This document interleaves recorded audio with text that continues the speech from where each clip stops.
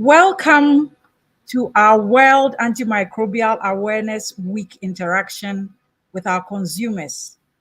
Thank you all so much for joining us today. The commemoration of this year's World Antimicrobial Awareness Week is under the theme Preventing Antimicrobial Resistance Together. That means we all have a role to play if we are going to win this fight. Antimicrobial resistance has been a silent global problem that has been with us for a while now and keeps rearing its ugly head in various arenas. At the Ghana College of Pharmacists, we understand that no matter the good intentions and the actions of healthcare professionals, the consumer is critical in ensuring that the antimicrobials we provide are used correctly. And we will understand today how important correct use is to ensuring that we win this very important fight. It is for this reason that we have put together this panel of experts to engage with consumers to discuss what we all need to know about antimicrobial resistance and how we can all do our part. Our panel today is made up of pharmacist Dr. Frances Kaziga. She's a healthcare researcher. Pharmacist Doris Atefwa. She is CEO of Victoria's Pharmacy. Pharmacist Dr. Cornelius Dodu is a senior lecturer at UHAS. And pharmacist Nana Efia Abuaji Asare, a hospital manager at Port Medical Center. All our facilitators are well versed in matters relating to antimicrobial resistance, antimicrobial use, and antimicrobial stewardship. They will share their wealth of knowledge with us and help us to clarify any issues that we may have on this subject matter. We are expecting all participants to be informed about antimicrobial resistance and be excited about the various ways we all can contribute to the global fight against this menace. So please get ready. Let's participate. Let's get our questions ready. And when all is said and done, let's do our part in this fight. Thank you. And with that, I will hand over to our moderator for the day, pharmacist Dr. Ellen Sam. Thank you. Take over, please. Thank you very much, Rector. And good evening to our eminent panelists, and good evening to our consumers or our participants. We want to say a very big thank you to the Ghana College for taking time off to bring such eminent experts together to interact with our consumers. And that shows us that antimicrobial resistance is very, very, very important. I will be your moderator for this session, and please let's get interactive. We are going to have our panelists give us various presentations. Please, as the presentations are going on, let's listen, let's put down our questions. After that, we are going to have a very exciting interactive section with you so that we will clarify all the issues you have where antibiotics are concerned. And so the first presentation we are going to have is by Dr. Frances Kaziga, who is an expert when it comes to antimicrobial use. And so she's going to take the presentation on, or she's going to lead a discussion on antimicrobial resistance, how it occurs, why we should even be worried about it, and the way forward. And so, Dr. Francisca, if you are ready, please let's roll. Thank you.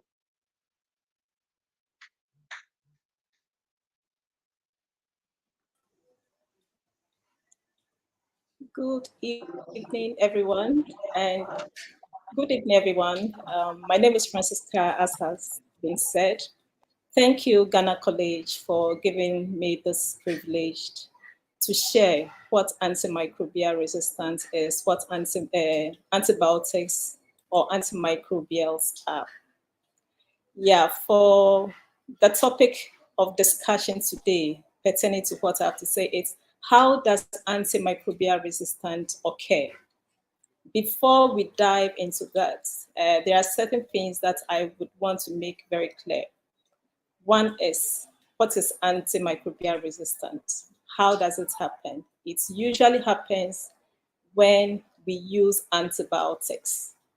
The use is not just any use. It has to do with misuse and overuse of antibiotics or antimicrobial agents.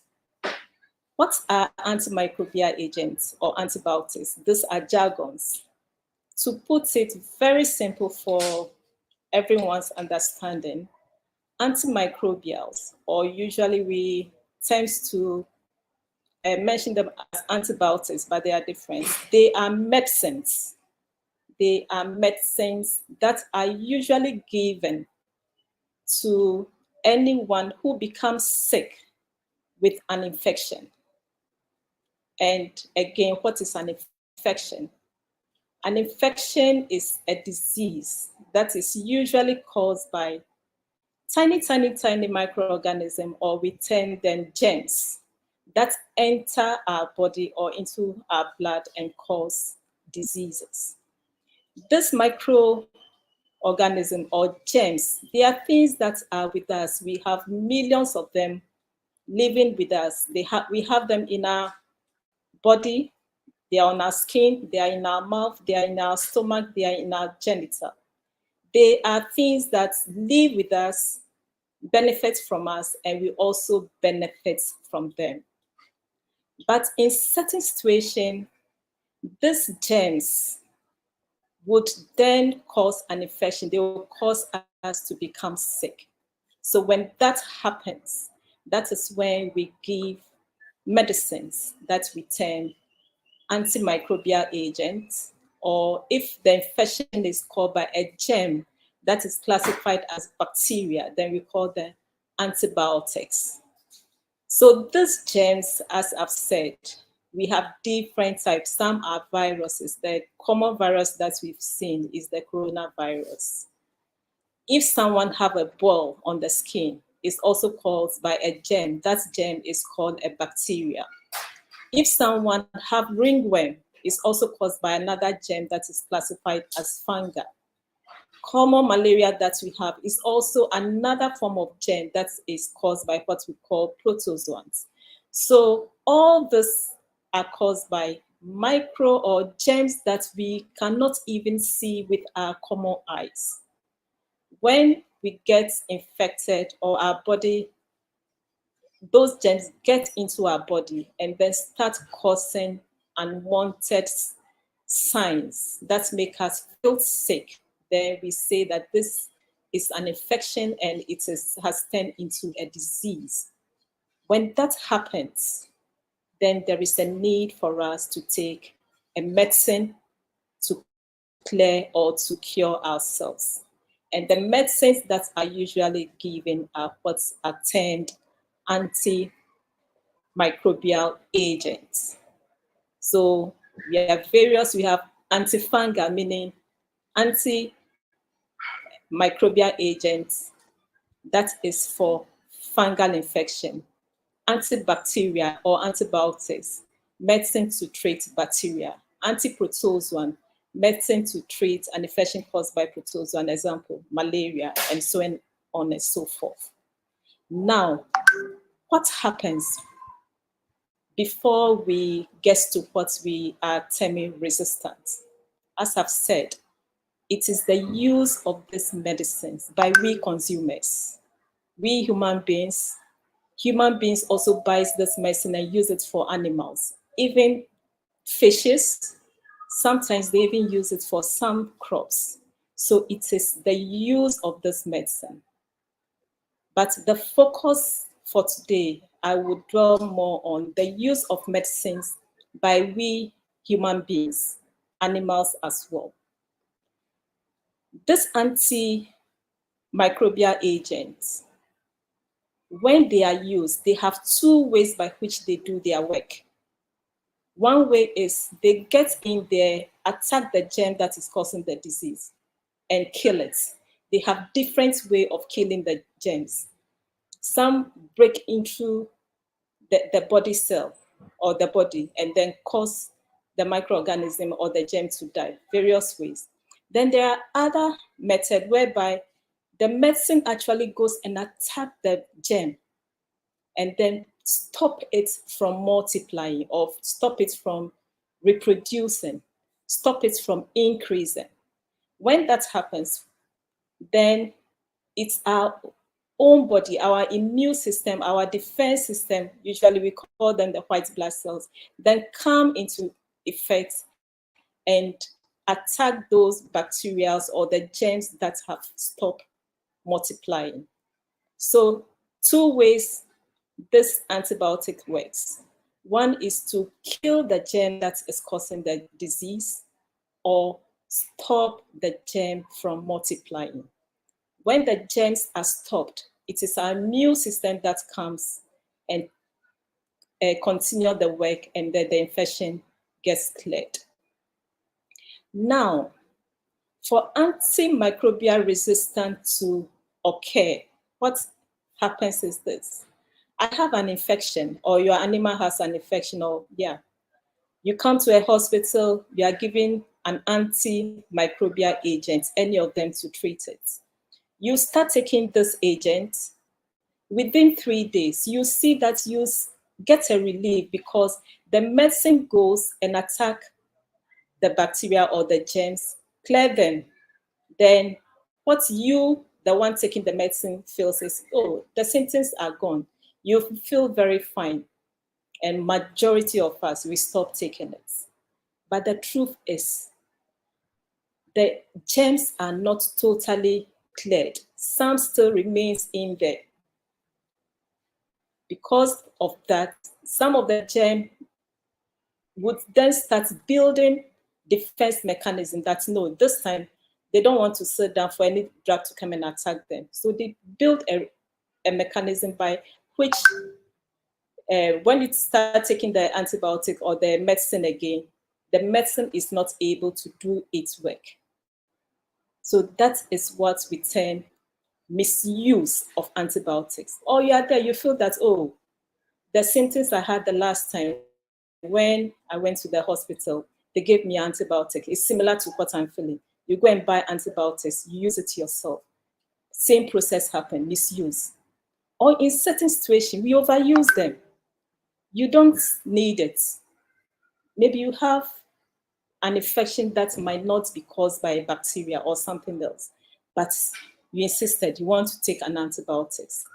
You've overused it. That in itself, because I said those germs live on our body, they live in our inside us. The moment you start overusing the antibiotics, they tend to build a resistance. Let me illustrate what I've just said by us looking at this slide.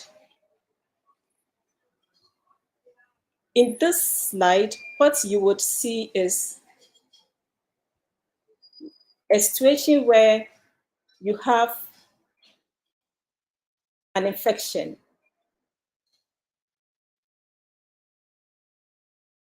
An infection, you are given an antibiotics, and then along the line, you stop the antibiotics. What happens is the microbial agents, the microbes actually build resistance, and the resistant ones are the ones that will start multiplying. And when they start multiplying, now when you start taking the antibiotics the right way, the medicine will not attack the microorganism or the germ. Then those resistant germs are the ones that will actually make you become sick the more. And then when it's same antibiotics is given to you, you don't actually get the intended result. Antimicrobial resistance usually happens when we misuse antibiotics or medicines that are meant to clear an infection, or we overuse these medicines. Thank you. I'll end here and for the next person to present. Thank you.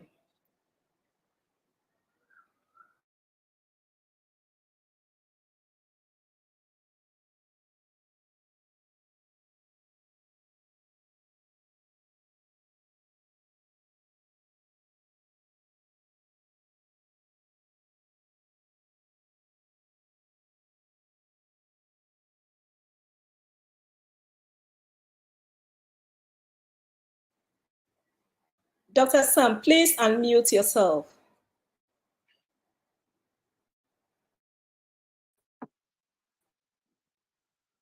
Hello, can you hear me now? Yes, it's better now. So thank you very much, Dr. Francis Kaziga, for that insightful presentation or interaction with us.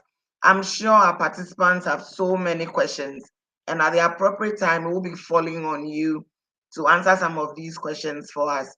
Thank you very much once again. Our next presenter is Madame Doris Atefa, who has a vast of experience when it comes to self-medication, because she's the CEO of Victoris Pharmaceuticals Limited. And if it comes to self-medication with antibiotics, she has a wealth of experience. And so, Madam Doris, if you are ready, please talk to us about self-medication and what they do or how they contribute to antimicrobial resistance. Thank you very much.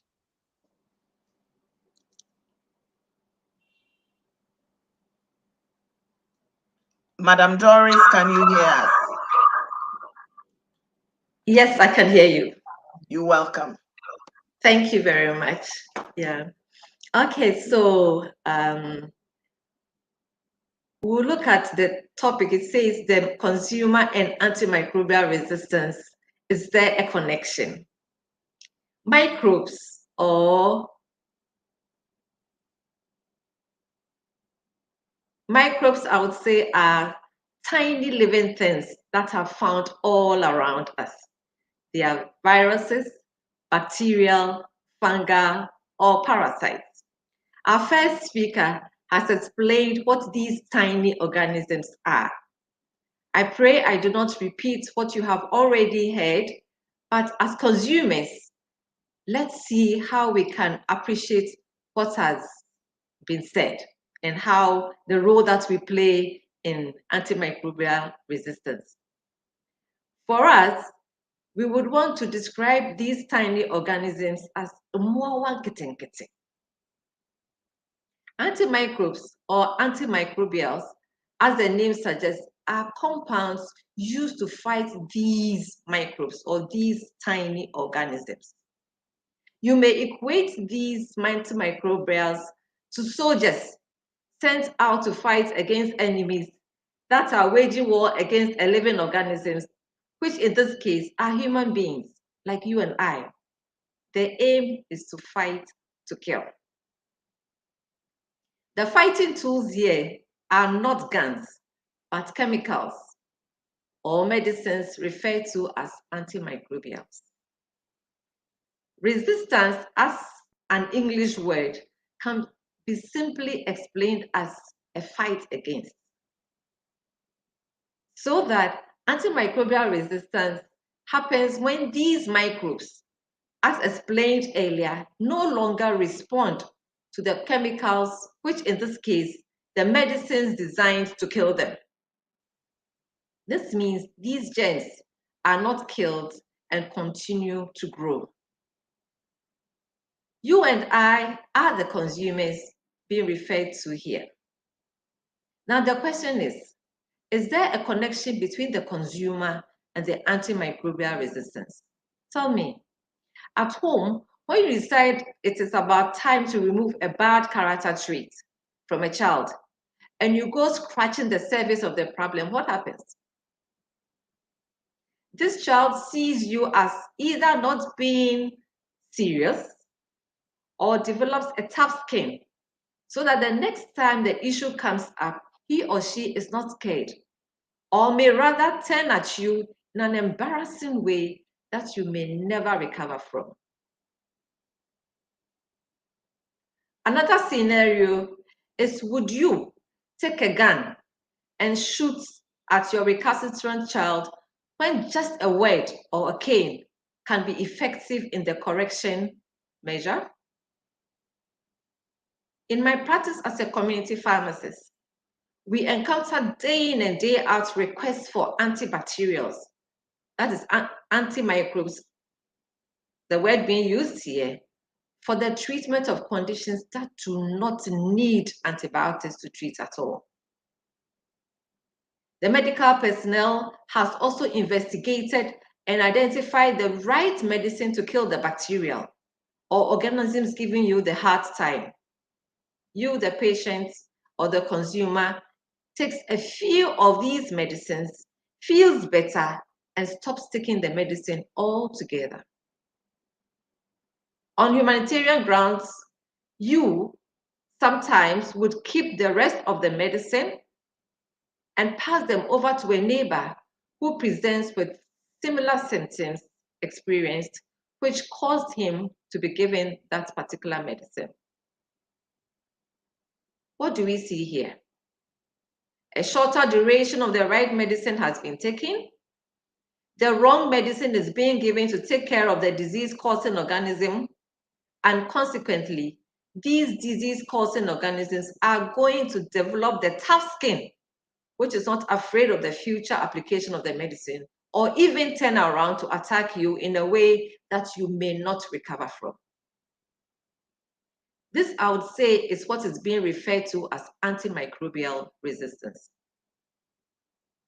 Does the consumer have a role to play in here? I'm sure at this point, you'll agree with me that anytime you go for the wrong antibiotic, take doses that do not kill the organism, you are only contributing to the resistant formation in the microbe or the bacterial to be killed. Appropriate use of antibacterials will help us fight antimicrobial resistance and ensure these life-saving medicines will be available for future generations. I rest here, and I'm sure we'll be able to continue later. Thank you. Thank you, Madam Doris. Thank you very much. I'm sure our participants are putting down their questions, and we will come back to clarify some of the issues they may have. Thank you very much. Our next presentation will be done by Dr. Cornelius Dodu, who is an eminent microbiologist, and is really going to talk to us about discontinuing antimicrobial medication. I'm sure the minute we start taking our antibiotics and we feel better, we think the disease or sickness is gone, and then we either pass them on to somebody else or we keep them for a rainy day. But I'm sure today Dr. Dodu will do a good job by educating us on what to do. So Dr. Dodu, if you are ready, we are all yours. Thank you very much. All right, thank you very much. You have pretty much touched on my points for me, so and that is quite good. All right, so yes, I'm Cornelius Dodu, a lecturer with University of Health and Allied Sciences. My mission is to talk about the implications of you and I not completing our antimicrobial medication. The earlier speakers have sort of laid the foundation for me, so I'll just jump straight in. The duration of an antimicrobial treatment varies based on the condition being treated. Dr. Ziga has done a good job to talk about the different types of antimicrobials.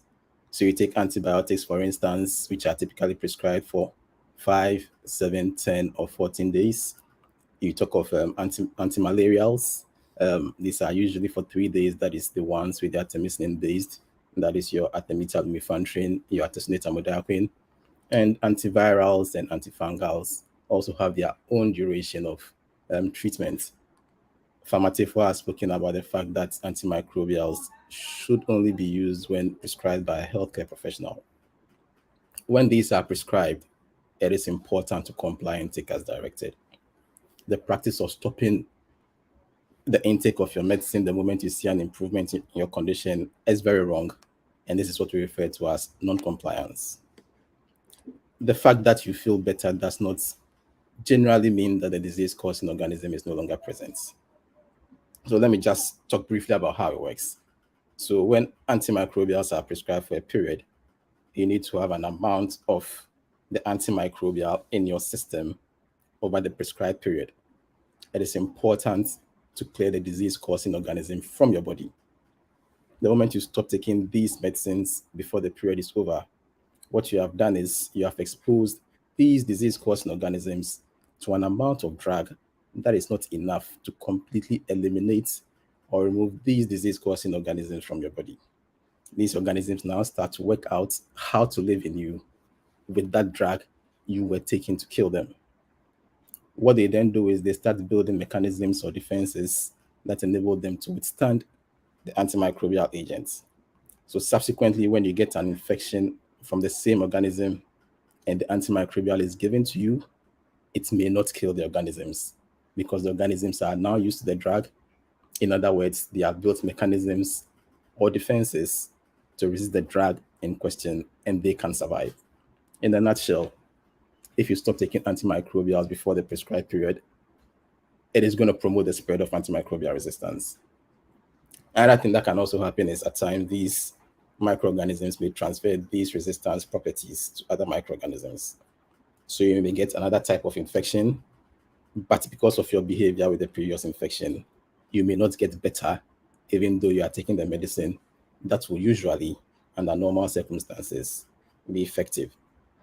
I mean, it is tempting to stop taking your antimicrobial as soon as you feel better. I mean, I'm not going to lie, we've all been there before. Well, I won't use all, I'm sure most of us have been there before. But you need to take the full treatment to kill the disease causing microorganisms. If you don't take an antimicrobial as prescribed, you may need to start the treatment again later because the disease may persist or because the disease may soon recur. This brings a cost element to you.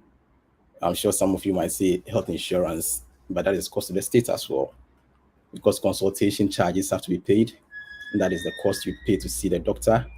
You will need to buy new medicines because the disease is still persisting. So money that you could use for other things will now have to be used to address a previous issue. And if you talk about the states, money that could be used for other developmental issues will now be used in healthcare treatments. It is important to complete your regimen, not only for yourself, but to protect your loved ones. I mean, we also how easy it is to spread infections during the peak of the COVID-19 pandemic. It is with that same ease that resistant microbes can be spread. You owe yourself and your loved ones a favor to complete your regimen as has been prescribed for you. We don't usually want to talk about this, but the truth is non-compliance, not completing your regimen can lead to death because the new presentation of the disease may not respond to antibiotics or antimicrobials that were initially used. And once there are no drugs to deal with the disease-causing organism and your body can no longer protect you, death becomes inevitable. After I've been talking about non-compliance in the form of you not completing your treatment, but there's another form of non-compliance, which is you not sticking to the regimen or plan that has been prescribed for you. When you are asked to take one capsule 3 times daily, it means every 8 hours, not any 3 random times in the day. Neither is it 2 capsules in the morning and 1 capsule at night. As I have indicated, you need to have a certain concentration or amount of the drug in you. And not adhering to the plan can lead to you not having the needed minimum amount of drug in you and also lead to resistance and the other issues I've spoken about. Skipping a couple of doses is also another form of non-compliance with similar repercussions. So to sum it up, for antimicrobials to be effective, the full course of medicines must be taken unless a health professional suggests otherwise. I mean, as Ghanaians, we have a big heart and we like to share.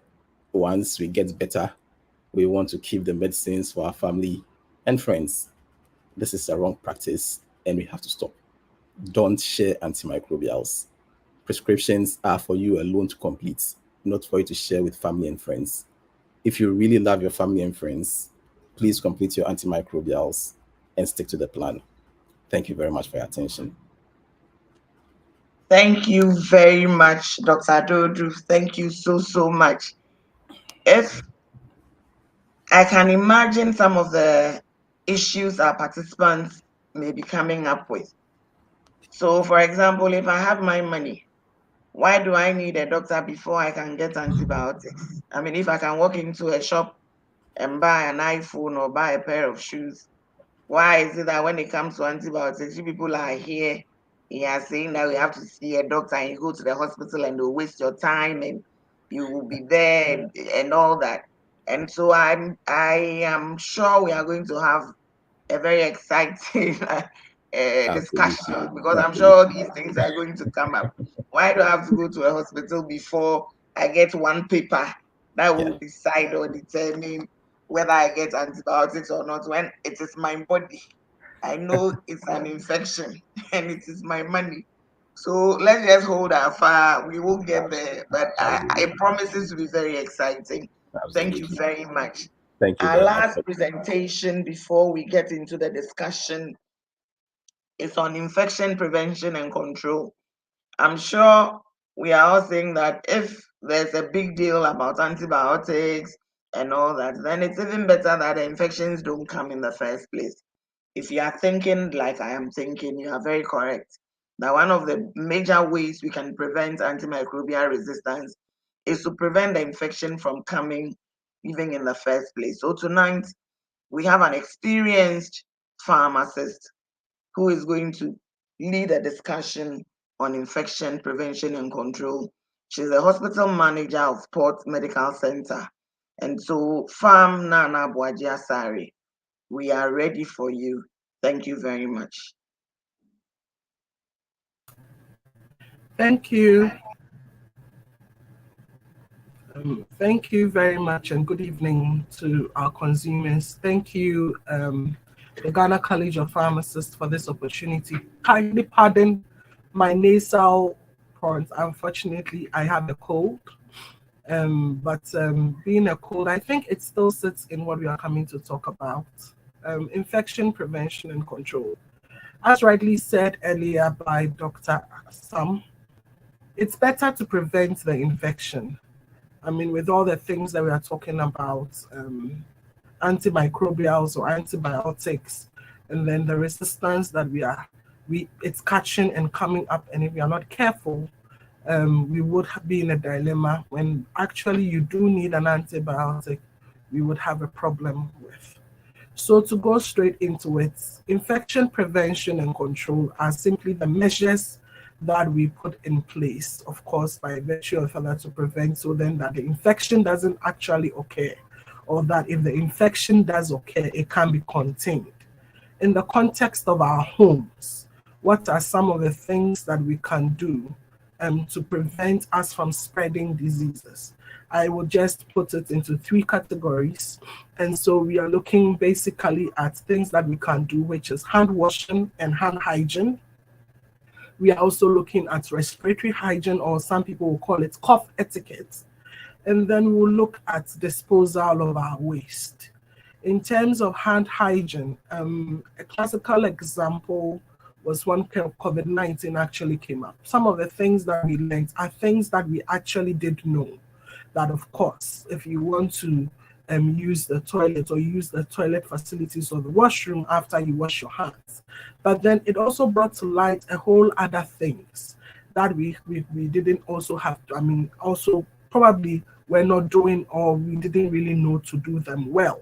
And so now it is imperative that when the market woman comes back home from the market, the first thing the person has to do is to wash your hands before you touch anybody or anything else in your home. Why? Because you are coming in, we have been made to understand earlier that even as we are walking through the air, there is germs all over us. We have touched money, we have touched tables, we have touched chairs, we have touched things in the market, we have sat in a commercial vehicle. So when you get home, what can you do? The first thing, wash your hands with soap and water under running water. Now, because, and again, of course, we are in a limited resource environment. And so somebody would say that hand sanitizers have been useful and have proven to be good. There is a limit to when we can use hand sanitizers. Of course, when you are using the hand sanitizers and at a point you realize that even your palm itself is dirty, then it means you actually have to wash your hands and wash it with liquid soap, wash it with detergent. When that is done, then at least you know. So then as soon as you get home, before you eat, when you have touched your pet or your animal at home, after visiting the washroom, you would have to do a proper hand hygiene. The other thing that we want to talk about is coughing. people, you cough, and then it's like people look at you and you're wondering. Thankfully, now the mask has come into play. And before I end, we will just do a little on the mask hygiene as well. Now, the best way to cough is to, without you having either tissue, when you cough in a tissue, you also have to remember that that tissue has to be disposed of properly. Because why? When you cough into the tissue, you have transferred your germs into the tissue. And so leaving it anywhere, anybody can touch it and then can cause another person to have an infection. If you do not have tissue, you do not have handkerchief around, what we do is that we cough into our elbow like this. And then you can cough into your elbow. So that's really it about the cough etiquette. If you do not have handkerchief, to cover your mouth, but the best way, use tissue, cover your mouth, blow it in, and then after that you dispose of the tissue in a bin.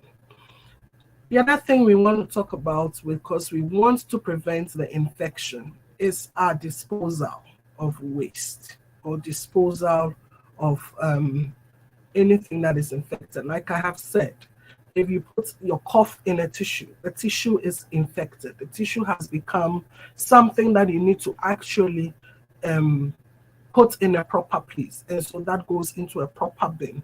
And then when the being home, when the garbage trucks come, then they can pick it out properly.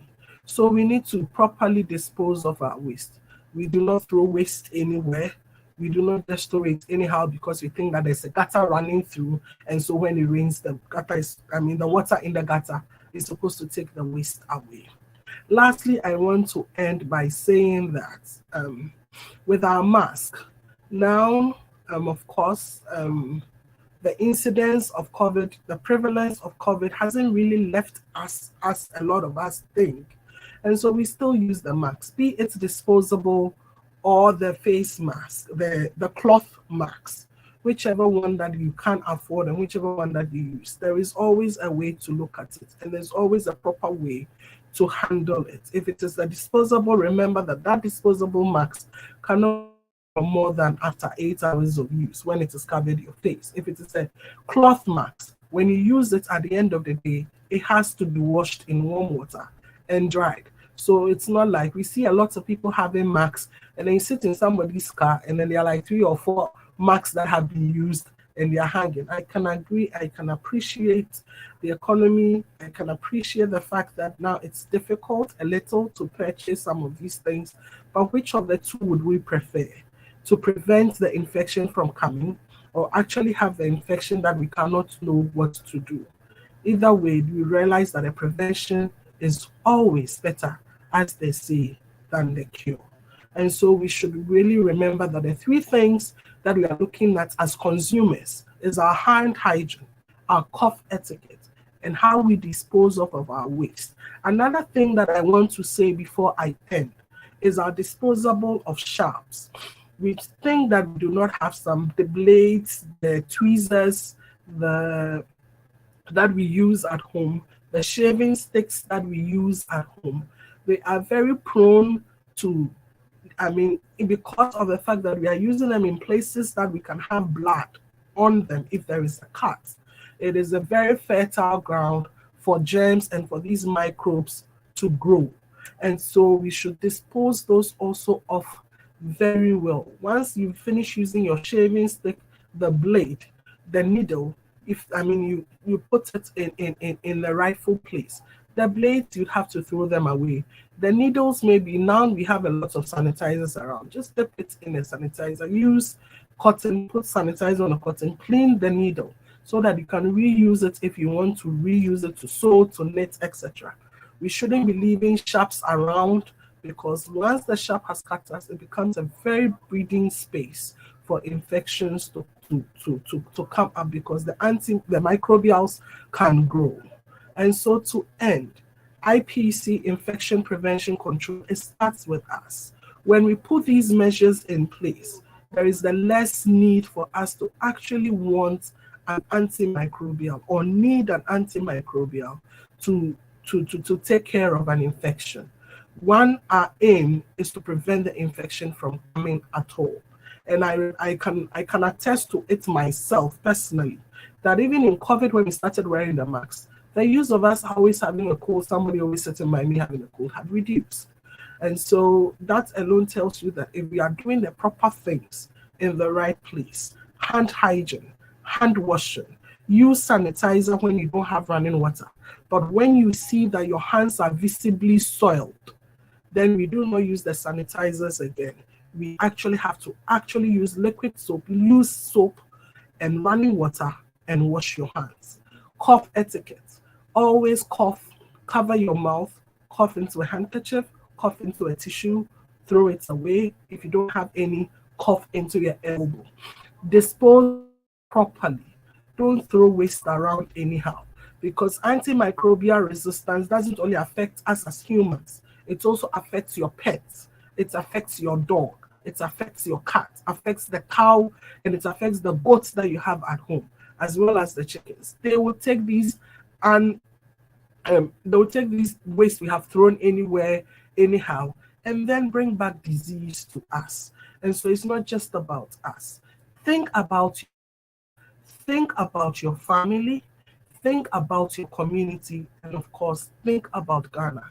For us to move forward and have a better life, let us do infection prevention and control. Thank you very much, and back to you, Dr. Sam. Thank you so much, Pharm Nana Abuaji-Asare, for that presentation. I'm sure we have a lot of questions, but while our technical people put together, I have a few questions. So it's my body. If I have infection, I know. So why do I have to get a paper from a doctor? Or why should somebody decide whether I should have antibiotics or not? And then the second issue is, why should I finish medicines when visibly I'm better?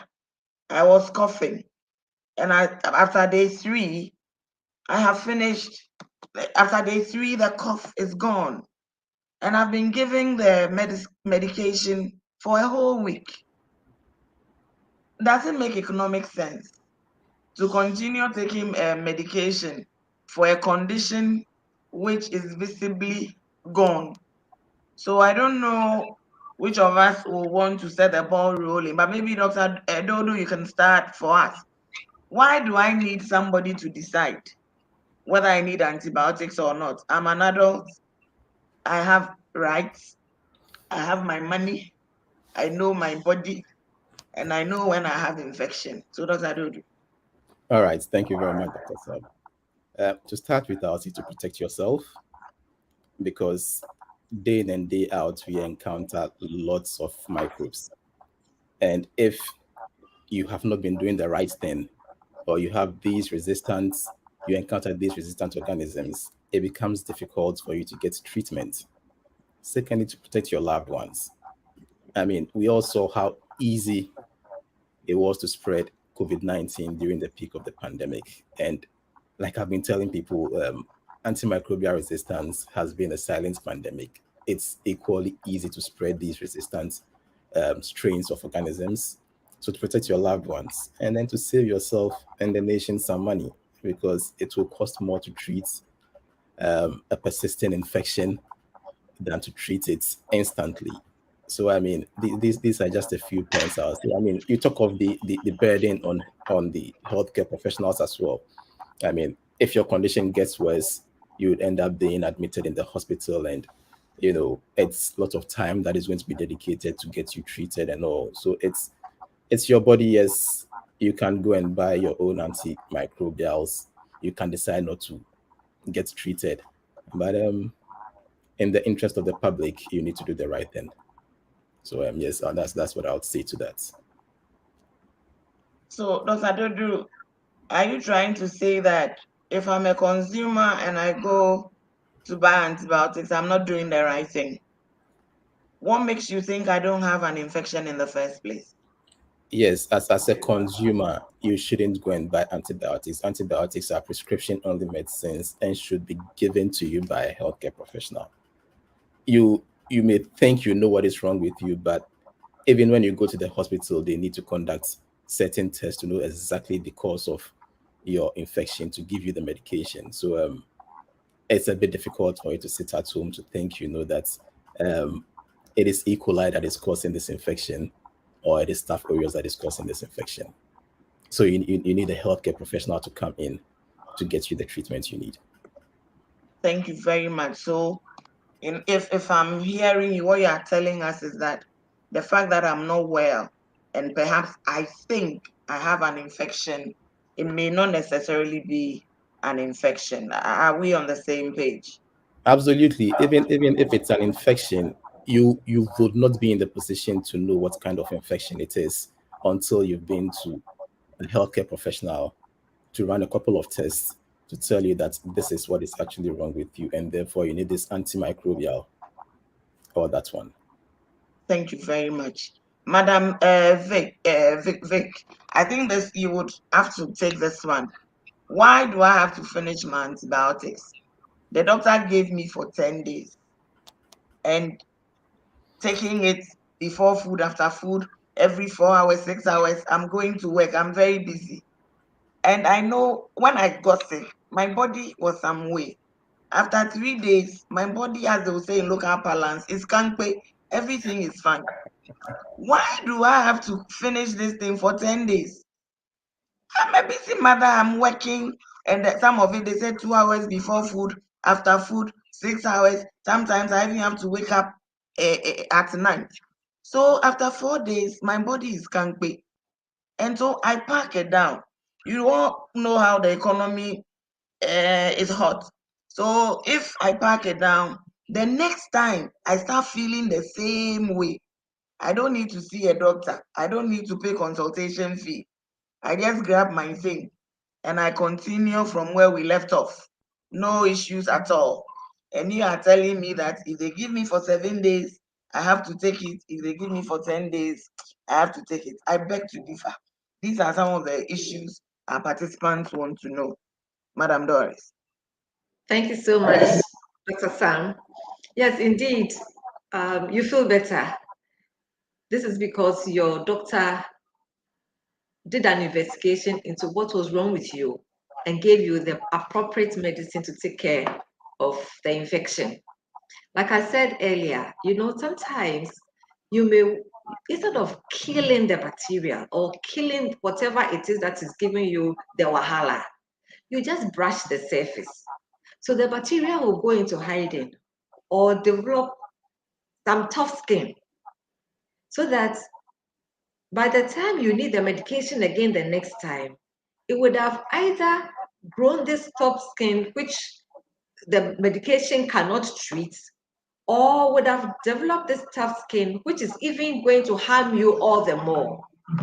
So once the doctor has given you the medication, you must finish it. And just to be sure that you have cleared it totally from your system. You have actually taken care of it and not given it any chance to develop into a strain that cannot be treated or into a strain that will be more expensive to treat. Like you're saying, it costs you, yes, it's your money. Our brother Cornelius told us that, yes, it's very expensive now. Maybe that's easier antimicrobe or the easier less expensive antibiotic that was given to you. If you had finished it, would have been better. You'd have been better off than getting this resistant antimicrobe, which will not work with this medicine and have to go for a higher one, which is more expensive. And at this time around, I'm sure you would want to finish it. So it's important that you finish, clear it off your system, and then you are free from whatever is giving you that wahala. Thank you very much. In other words, the fact that you are feeling better doesn't mean that there's complete eradication of the bacteria that gave you the disease in the first place. Dr. Francisca, Exactly. the other thing is that you talked about antimicrobial resistance. So now a lot of our antibiotics are not effective like they used to be. This one is not any wahala. Produce more. I mean, just come up with new antibiotics which will do the job. So somebody is saying that they don't see, I mean, what the fuss is. Antibiotic resistance. Just get into the factory, get into the pharma companies, and give us 10 more antibiotics, which we will use. In the next 10 years, if we sit here and we are having the same antimicrobial resistance story, we just get into the factory and then we produce more. So, Dr. Francisca, you please take that. And then Dr. Nana, please stand by for this one. Some of the people are saying that, oh, who has any issue? So they use the antibiotics, to wash their stomach. So please stand by and take that for us when Dr. Francisca finishes. Francisca, get into the companies. Yeah.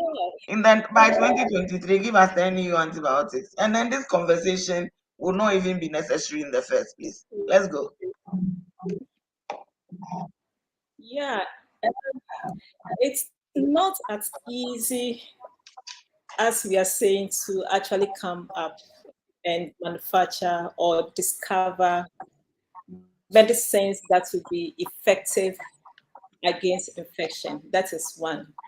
And then if there is a discovery too, it takes a lot of millions of dollars for those medicines to move from the stage where they are discovered to where they do experiments to see whether they are very good for human being to use before it even comes for us as consumers to use. It takes years. So it's expensive and it takes a long time for those medicines to actually come into market. Now the time for bringing this could be shortened because of improvements in technology, but it is a very, very, very, very expensive venture.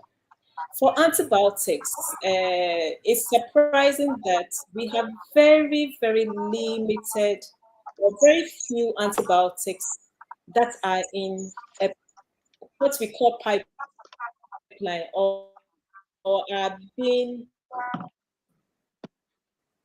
produced or being investigated to see whether they will be suitable for us to.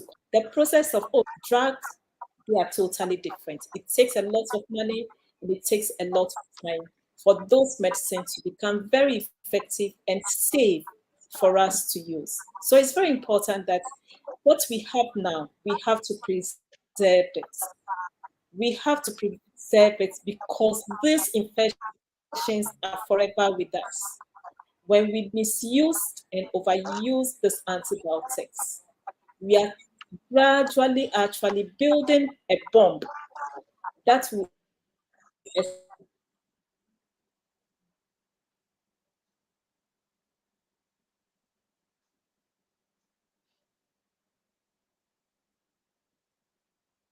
Francisca, are you there?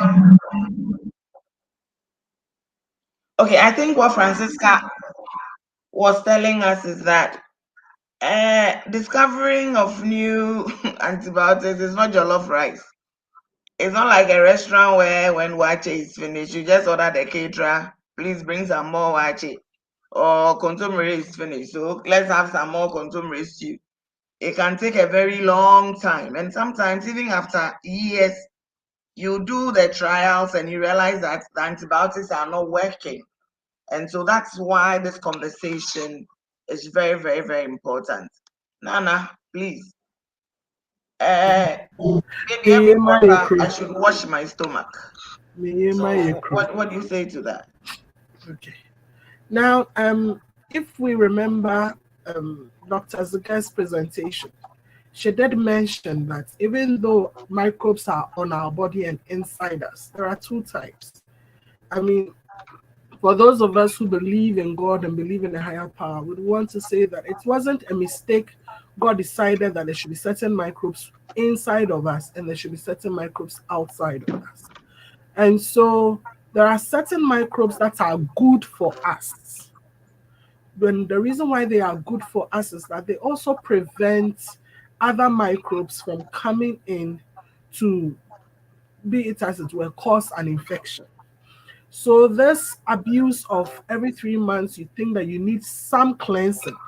And so you call it an antibiotic cleansing to cleanse whatever it is. You don't only take away the bad microbes, but you also take away the good microbes. When you do not have good microbes again, then it becomes even more difficult when you have an infection. Any little thing, it escalates. Any little thing, it becomes a big issue. Any small infection you have. And then, of course, the other aspect is you are using these antibiotics almost every 3 months at some point in your time. The microbes know, as it's they will not be afraid. It's like after the microbes to your antibiotic, because the microbes would have adjusted their system, adjusted the area that they are, so much so well say if you give any antibiotic, nothing happens. And then at the end of the day, you will think that now you are wasting more money. And so this abuse or this presumable that you think that there's something, there's some saw, I don't even know how they see the saw outside, and then you realize that the saw is in your stomach. I'm still trying to understand how they see the saw. But to keep saying, and for you to keep thinking that every 3 months you need an antibiotic, every 6 months you need an antibiotic for whatever purpose, you just don't take away your bad ones. You take the good ones away. Then at the end of the day, there are no soldiers left. Auntie Doris talked about the soldiers. There's nothing left when you actually need the drug. Nothing can work for you. And then it is extra cost, extra burden, extra time spent. You increase, you drop your quality of life because you, the person yourself, you don't even know why you can't get well with all these antibiotics. And so it is a no. We should not go there. We should not abuse antibiotics like that. It adds up to the antimicrobial resistance we're talking about. Nti sɛ meyɛ mu yɛ fi a mentimi mfa antibiotics ngugu ho. It's a bone belt, yellow and red, yellow and black, black and red. Dabi. Untumi mfa because enye no and about ebema uyem na ayefin ako. Unless a doctor has seen, a doctor has done a test. No so that is why there are a lot of antibiotics. Now to me, we've gone and we have developed. So now there are even tests that we can do that specifically tells us that look, don't do any try and error. Use this particular antibiotic and it helps the person. And so that is why we are saying that before you use an antibiotic, seek help. See your health professional, see your doctor, see your pharmacist. Don't just take it because you think you can afford or it is available to you. Thank you very much. So I have a cold and I have a cough. As for this one, Dr. Dodu, you cannot tell me that the cold and the cough, I should not get antibiotics. Especially now that Hamatan will be coming. I have a cold and I'm coughing. So as for this one, if you say that no antibiotics, you are very wicked, Dr. Dodu. Well, I mean, to start with, common cold is not of bacterial origin. It is it's of viral origin. So antibacterials will not really work for a common cold. So you don't need to go to the pharmacy to request for an antibacterial. If it is a cough, depending on the nature of the cough, an antibiotic may be prescribed to you. But it is not up to you to go to the pharmacist or to go to the hospital and say that I want antibiotic A or antibiotic B. It will be given to you by the healthcare professional based on the condition. Dr. Dodu, some of our participants will say that some of the healthcare professionals, they are very wicked. They want you to come, and the more you come, the more money they make. So when you go at first, when they should give you the antibiotics, they don't give you. They'll say, go, observe, come. Is that wickedness on their part? I saw one flyer some time back with the inscription, "Get better without antimicrobials."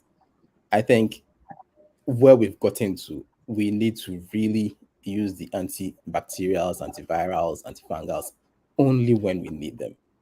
If we can do without them, we should take that approach. Because as Dr. Ziga said, the pipeline has been dry for a very long time. And it is very difficult to come up with new, antimicrobials. So we have to do our possible best to preserve what we have. If we can get you to get better without it, I think that is the route we should take and use these only when we need to. Thank you very much. So, in other words, what Dr. Dodo is telling us is that it's not every cough, even if you are producing sputum, which really shows that it is an infection. Sometimes the cough is just the body's own way of getting rid of certain things that are there. Dr. Francisca, so if I have antibiotics I haven't used, or they may have expired, or they gave me and I didn't finish them, can I flush them down the toilet? Can I just put them in the garbage? Can I just deshell them and put it in the gutter, or dig the ground and bury them? What should I do? Because I don't want to take them somewhere and I'll go and pay money. Dr. Francisca. Yeah, thank you for this. Disposal of antibiotics or antimicrobials are things that are very important. There are ways or appropriate ways that, hello? Yes, we can hear you. Okay. There are appropriate ways by which these medicines are disposed. Disposing them into the gutter, into the trash, into the WC and all that are not good. Why? Because the micro or the germs that we are talking about, they are things that are within our surroundings. When these medicines, after you dispose them, maybe in the trash and the gutter, get into these microbes, those microbes can become resistant instantly. And then the infections are basically from the same microbes that are in the environment. So at the time that you are having this infection, they could be resistant pathogen already. So in a nutshell, the appropriate way of disposing leftover antibiotics, expired medicine, is to take them to your pharmacies in the community. They have the way. Are they going to charge us money? No, it's basically free. It's basically free. I'm sure very soon there should be a campaign that should launch into what?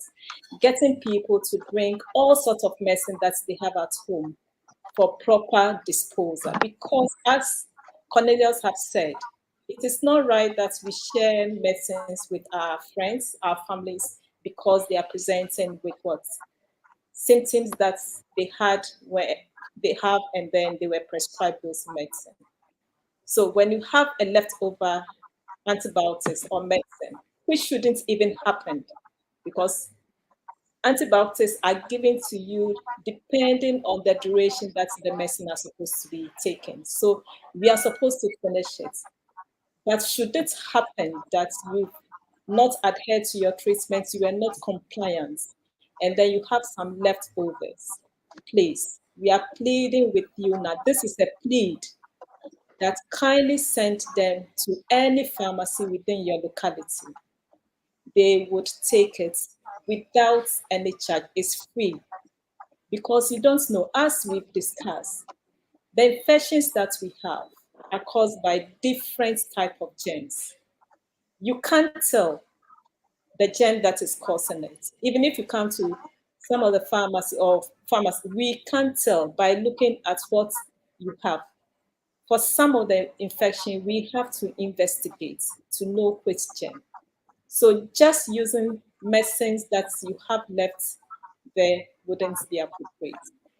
Disposing them of, please send them to the right authority and they would do what is needed to properly dispose them. Thank you. Thank you very much. Pharm Nana. Hello, Nana, are you Yes, there? yes, I'm here. Okay, so we want to know disposable face masks. If we wash them and we dry them in the sun, is it okay? Right. So now the disposable face masks are made up of material, and the good ones are supposed to have a 3-ply face. It means that it's supposed to be 3-layered. So there's the most of the time you either see the color, either the blue or the black, and in between the blue and the black and then the white, there's also another filter in between. Now, when you use the disposable mask and then the filter gets soaked, and so the whatever that has come out goes into that filter, it gets soaked. The filter cannot be reused again. Whether you wash it, when you wash it, you either increase the pores of the filter.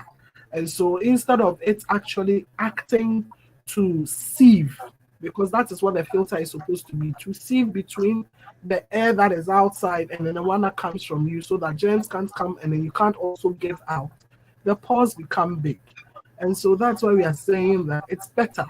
If you cannot do the disposable, then do the cloth mask. But that one, you make sure that at the end of the day, you wash it, you sun dry it, wash it with warm water and soap. This idea of face masks, because it is cloth or disposable, and then we hang them all in vehicles, you see them all over the place, should stop, because they are also then places where we are actually introducing microbes more into our surroundings. Thank you very much.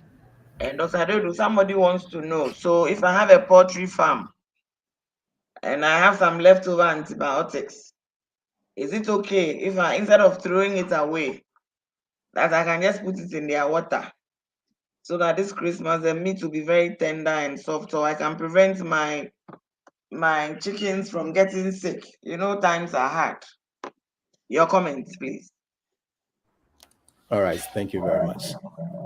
I think when it comes to poultry and the use of antimicrobials in animals, it follows a totally different route. I mean, if you are going to give it to your birds, how are you going to give it to them? One capsule per bird, one capsule per 1,000 birds. I mean, you need the right dose for the antimicrobial to be effective. I am not an expert when it comes to giving of antimicrobials to birds, so I don't know how it is administered. But certainly, if you are sick and need to see your healthcare professional, if your birds are sick, then I'll suggest you see your vets and get the right advice from them. Because still, I would never advise you to use antimicrobials without an expert's advice. Thank you very much. Thank you very much. So, and sometimes the antibiotics we will use for the poultry may not necessarily be the same as we are using for things like pneumonia and other infections. So, like Dr. Dodo has advised us, don't go to the poultry and be discarding the rest of your unused antibiotics into the water. If they are sick, they need to be treated correctly with the right doses for the right duration. So it will be good to speak to the vet. Madam Doris, we have a question from Umar Farouk, and he wants to know what a community pharmacist will use to determine if somebody has an infection before dispensing antibiotics. In other words, if I come into the pharmacy and I'm telling you that I think I have an infection, what are you going to use? What criteria will you use to determine if really one has an infection before dispensing the antibiotics? Thank you. Where is this infection that we are talking about? So the person just walks in, I have an infection. Where is the infection? That's the first question you would want to ask. Is it because the person has a cough and it is colored, or the person has a fever with a cough, So one really has to probe, ask more questions. Where do you think you have this infection? If it is something really, if it's what the pharmacist can then say, okay, let's do a lab, let's do a test, let's see what it is that it's, even if you suspect it's an infection, what are we treating? Because you need to give the right antibiotic for the right infection. You don't just guess that, okay, because it's like this and like that, let's give this medication. So in the first place, one, let's do a lab diagnostic and find out exactly what the infection is. It depends on where it is coming from, like I said. So you don't just jump into giving an antibiotic to a patient. You may be doing the patient more harm than good. Thank you very much. So, Farouk, what Madam Doris is saying is that once you come into the pharmacy, the pharmacist is going to ask you a couple of questions. And then based on the answers you give her, then she will determine whether really it's an infection in the first place. And even if it's an infection, is it viral? Because if it's a viral infection, then you don't even need antibiotics. But if it should it be a bacterial infection, then the pharmacist will determine what type of antibiotics to give you. And then I think that as follow-up, they are saying that, so if that same client keeps coming and complaining of the same symptoms again and again, will the pharmacist, and then the pharmacist switches to another class of antibiotics.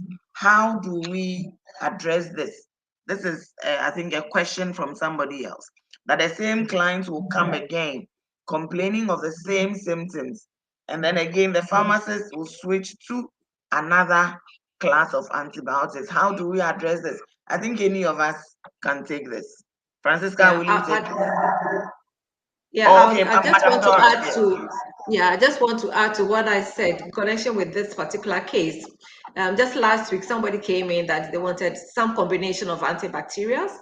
And what was the reason? He said, because now the last time he had that indication, it was post-operative.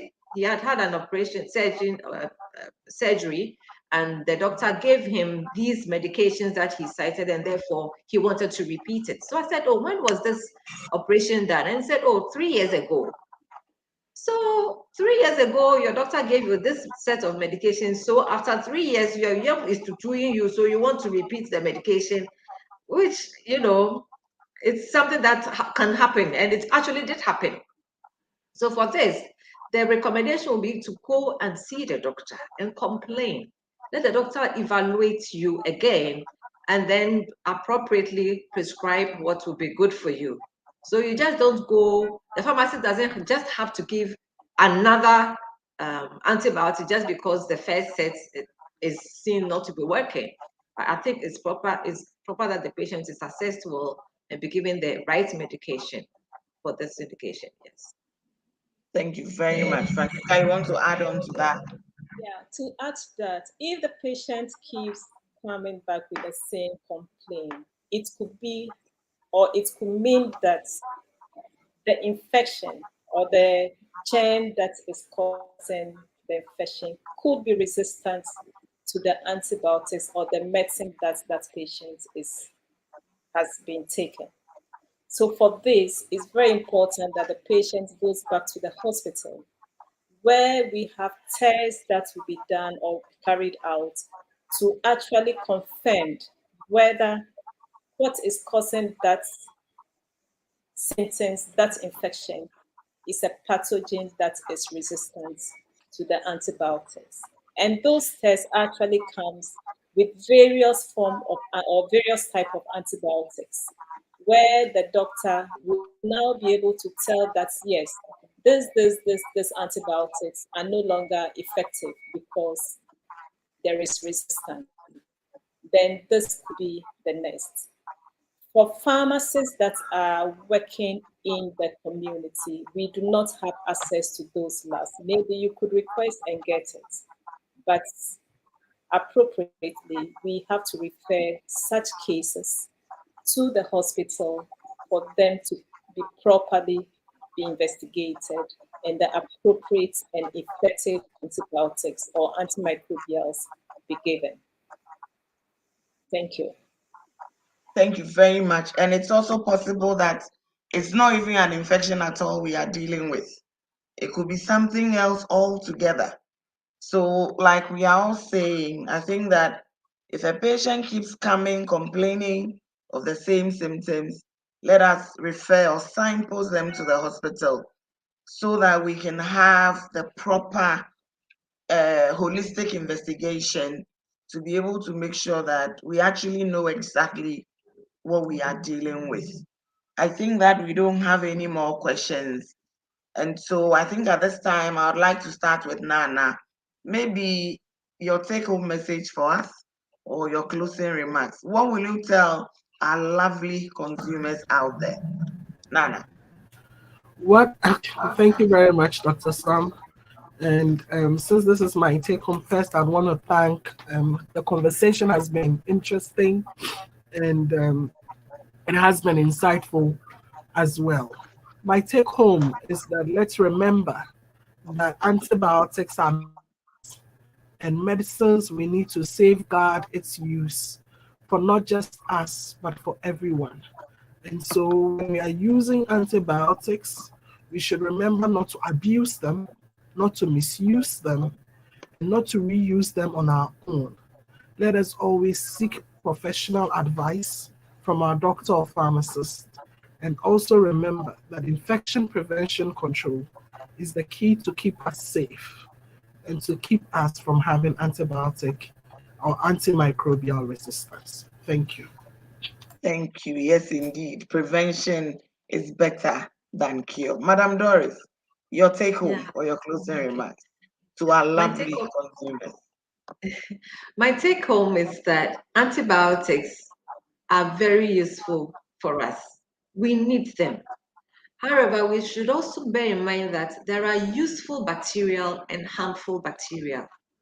In taking the antibiotics, which are not indicated for whatever it is, we may be destroying the useful bacteria, which also help to boost our immunity against the harmful ones. So let us not just abuse them. When in doubt about the taking of any antibiotic or any medication, please consult your doctor or consult your pharmacist.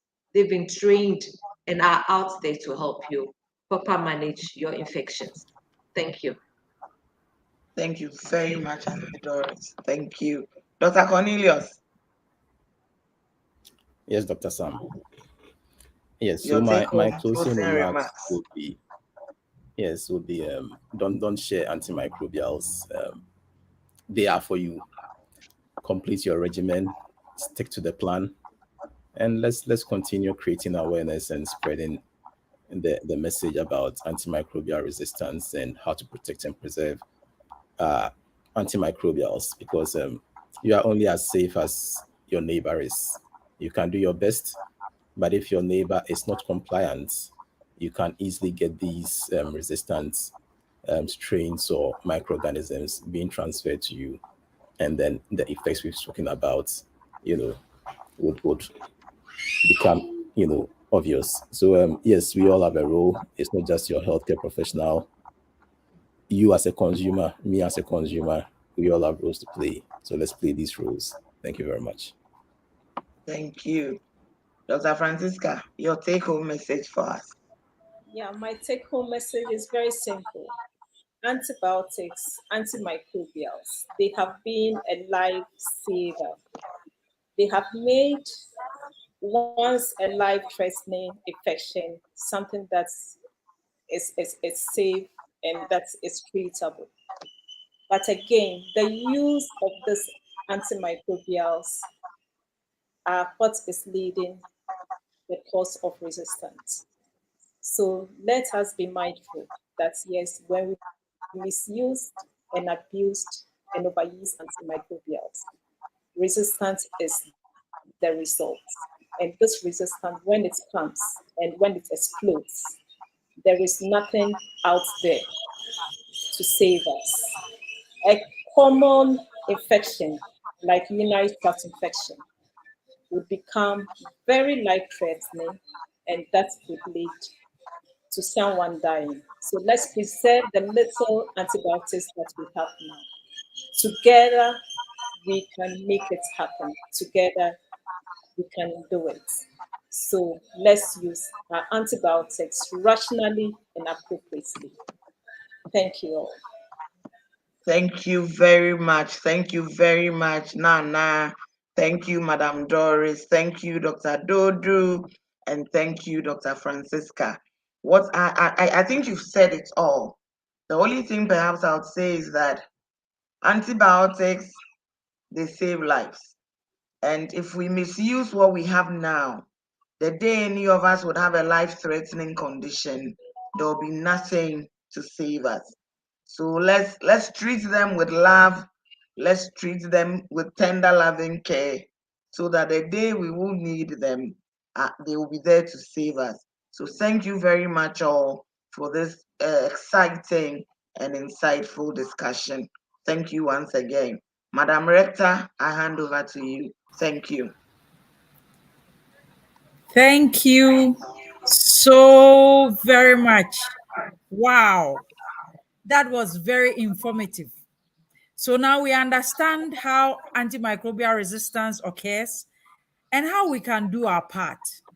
We must get antimicrobials only when we need them.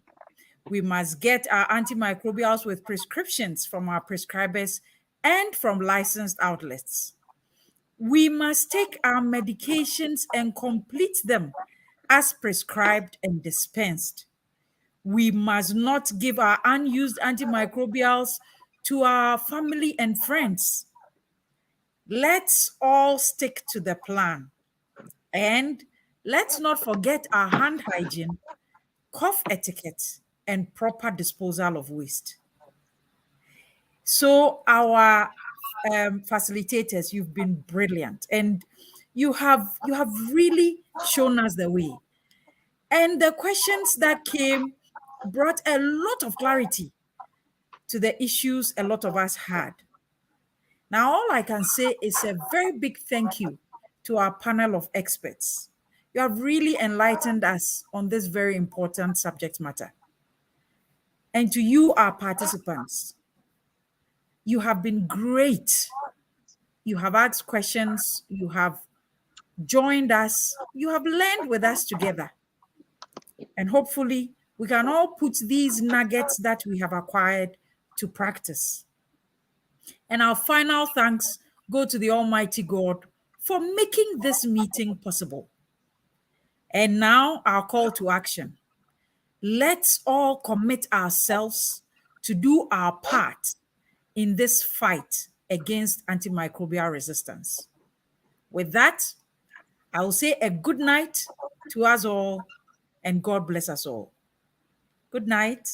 Good night. Bye-bye, and thank you. Bye. Good night. Bye. Bye. Bye. Thanks for the opportunity. Bye, everyone. Bye-bye. Okay.